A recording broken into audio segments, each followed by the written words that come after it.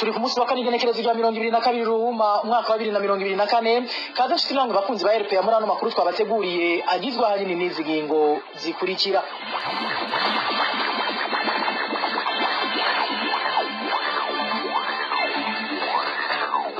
Murukurikirane rw'amakuru ajanye n'abarundi bishwe bazira kuba baranse kuja kugwanira mu gihugu ca Kongo. Uyu munsi tubabwira umwidondoro n'ivyaranze imwe mu mbonerakure yatwe ubuzima n'inzego z'iperereza.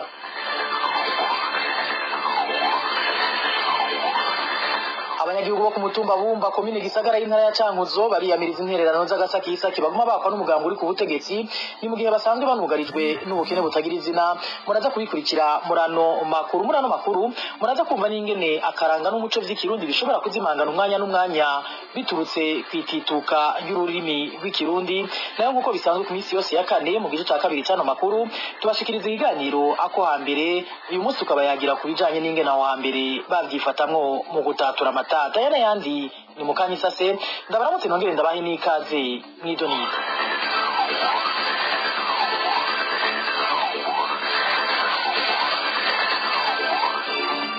Ndasubiye kubaramutsa. Methode Kamatari numwe mu mbonerakure zitatu RPA imaze kumenya umwidondoro mu bantu 8 bishwe n'urwego rw'iperereza kuwa 30 uyu mwaka bagirizwa ko banse kugwana n'umugwi M23 ugwanya leta ya Kongo y'intwaro rusangi.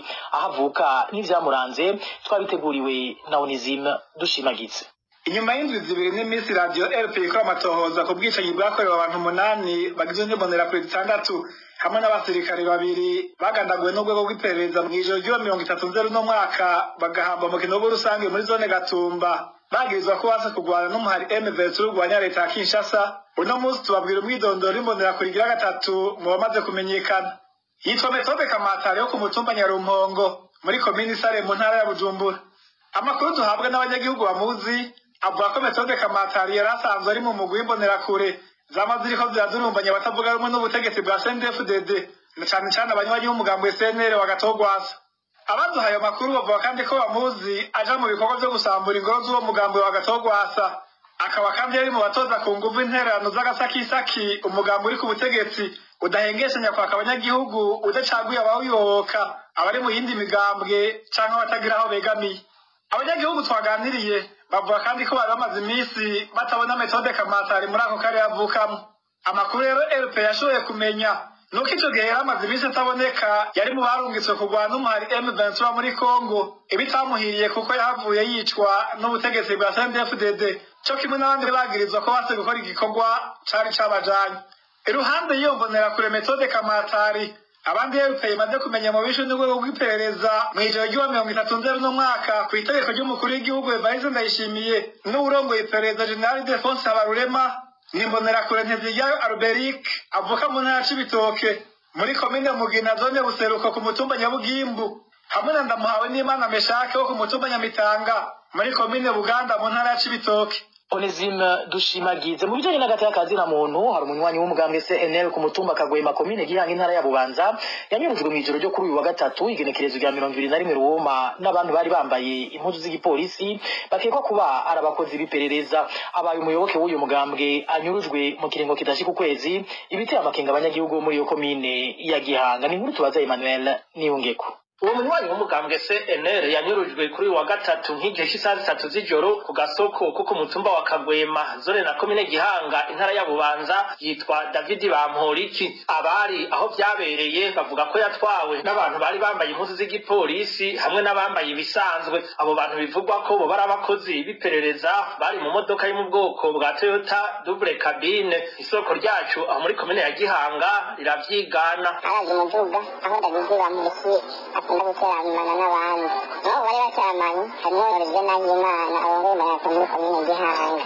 Hari umuduga wa double cabine heriki kandi ntibashoboye kumenyekana havamo abambaye impuzu z'ipolisi n'abandi bambaye gisivile bacashika batora David Bamporiki baramufatoranyijana niyo bishobora kubikura baca mw'izano y'amadoka aho bari kumwe bose bahagurutse bamutabarize umworozi Ndayimana ari kumwe n'abapolisi n'abandi bambaye sivile bavuze ati uwihenda hagati y'akajagari k'amatumurazi Bamporiki baragiye muri ubwo buryo. Iyo modokari ngo yoba yafashe ibarabara ry'igihugu nimero 5 Bujumbura Cibitoke igana ahantu gushika ubu hataramenyekana. Abanyagihugu bo ngaho Igihanga bamenyesha ko ifatwa rya David Bamporiki yoba ryateguwe na Olivier Nahimana harongoye imbonerakure muri iyo komine nyene ya Gihanga, aho ngo yari amaze igihe amwagiriza gukorana n'abarwanyi, ariko amasoko yo muri ako gace avuga nyabona ko ari imvo za politike. David Bamporiki ni umuntu umunyamahoro, nta kintu na kimwe umwagiriza, ni umuntu atuzwe no guhangayika,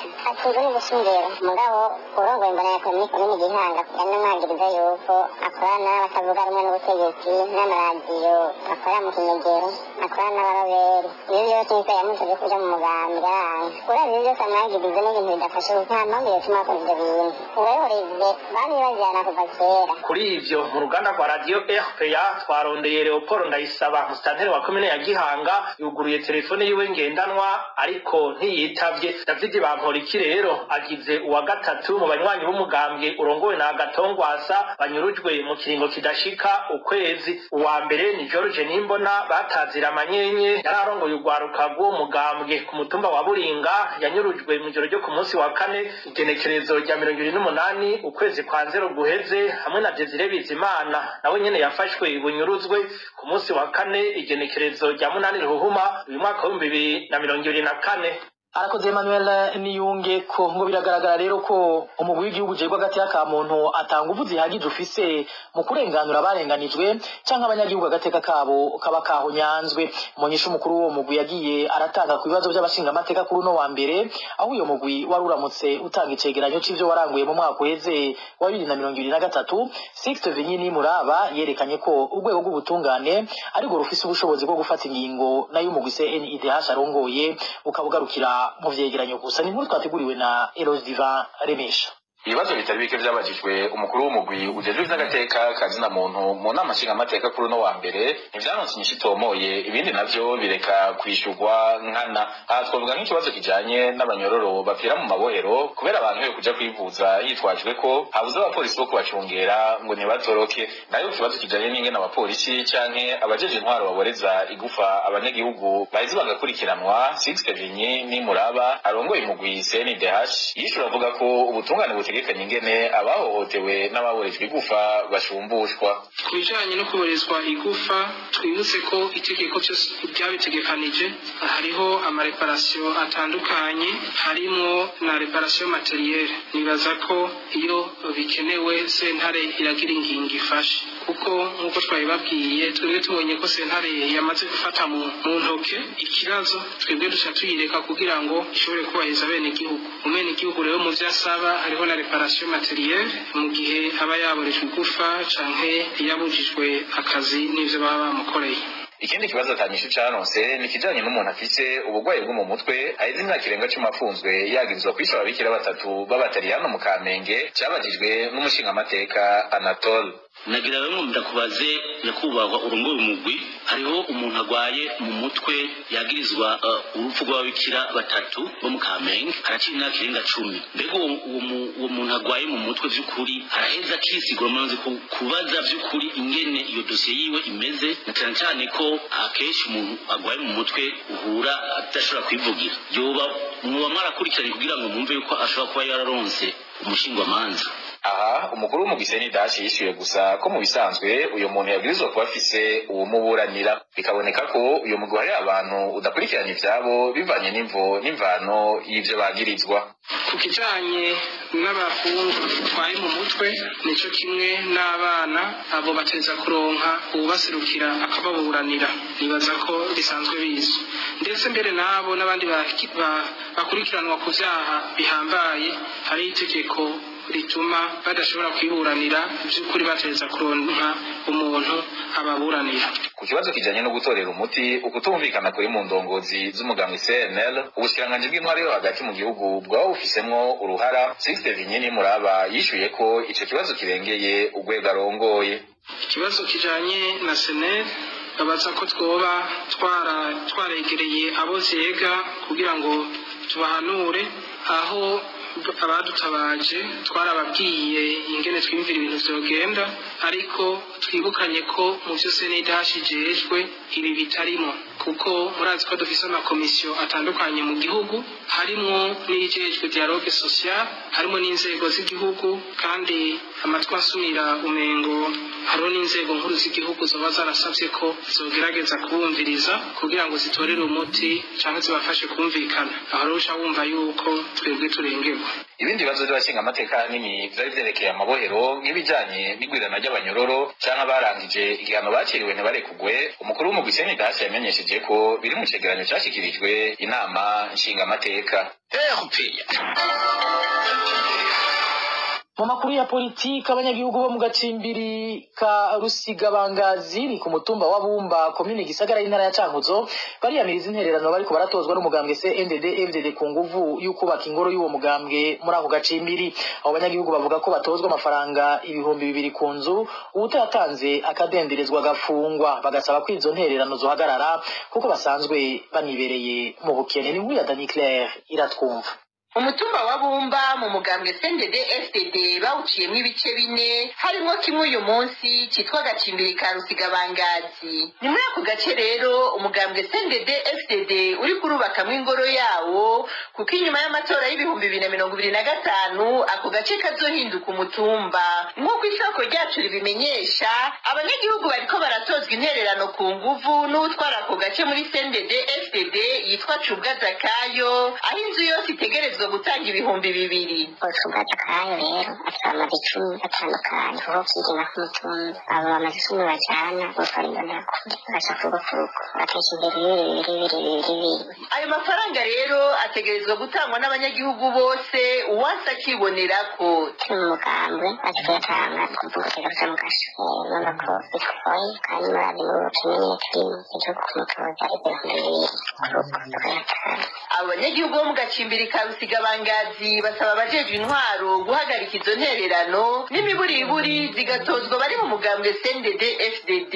Aha bakamenyesha ko kubatoza ayo mafaranga ari ugusongera isibe ubona ko n'ubukene bubarembeje. Harakoze Dani Claire iratwumva. Igiciro cy'igitoriyo kigabanutse ku isoko mpuzamakungu ngo kiba gikwiye no guca kigabanuka mu gihugu nk'uko vyama bikorwa n'ahandi.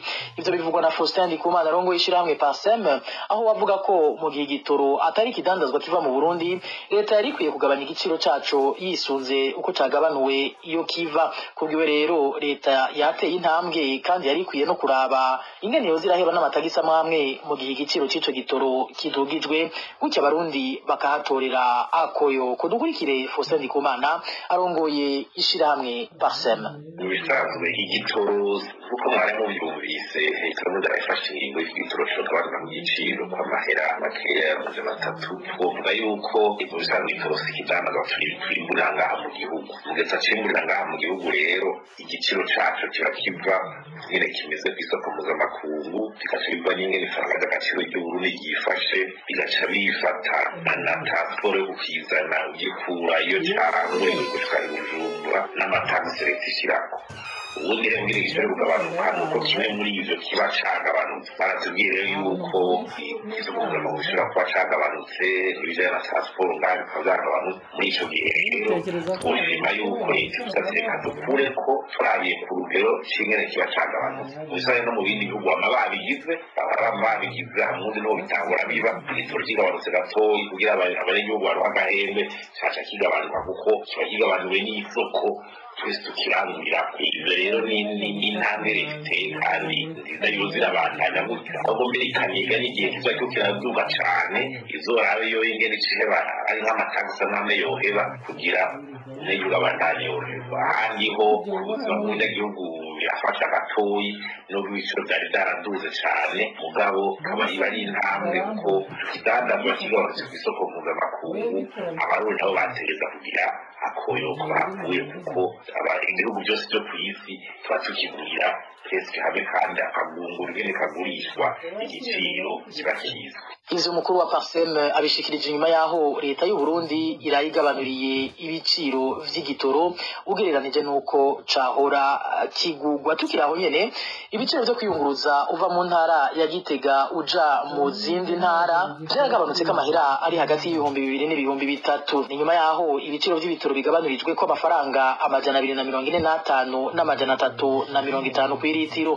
Abanyagihugu bo ku mugwa mukuru wa politiki bagasaba ko ivyo biciro vy'igitoro vyo bandanya bigabanuka gutyo n'ibiciro vy'ibifungurwa bikabona kumanuka. Ni nkuru dushikirizwa na Eric Niyonzima. Kubijanye n'ibiciro vy'ibitoro mu ntara ya Gitega, itegeko rishinga ibiciro bishasha rivuga ko essence igurwa 2430 kw'ilitiro imwe mu gihe aho igurwa 4380, nayo mazutu agurwa 3955 yahora agurwa 4200.